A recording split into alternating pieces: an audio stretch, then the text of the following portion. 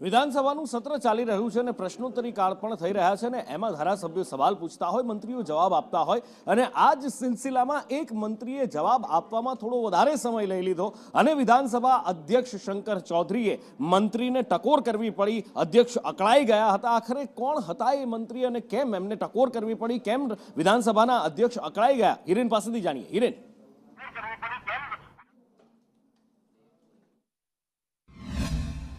जो अत्यारे विधानसभा गृहમાં अलग अलग विषय पરની માંગણીઓના જવાબ હતા અને પાણી પુરવઠા અને નાગરિક પુરવઠા વિભાગની માંગણીઓ પર જવાબ જ્યારે કુંવરજી બાવળિયા આપી રહ્યા હતા। દરેક મંત્રી અને ધારાસભ્યોના બોલવાનો સમય નિશ્ચિત હોય છે। મંત્રીએ લગભગ 1 કલાક જેટલો સમય પોતાના વિભાગોના જવાબ આપવામાં લીધો હતો, છતાં પણ એક વિભાગ હજુ જવાબ આપવાનો બાકી હતો અને વધુ સમયની માંગણી કરી હતી। ત્યારબાદ અધ્યક્ષે છતાં 5 મિનિટ આપી હતી। જો કે મંત્રીએ પોતાનો જવાબ પૂરો ન કરતા અધ્યક્ષે 3 વખત એમને ટકોર કરી હતી, છતાં પણ કુંવરજી બાવળિયા પોતાનો જવાબ ચાલુ રાખતા મંત્રી પર અધ્યક્ષ અકળાયા હતા અને તેમણે કહ્યું હતું કે એક વખત અધ્યક્ષની ચેર પરથી સૂચના મળે કે બેસી જવાનું એટલે મંત્રી બેસી જવાનું હોય છે।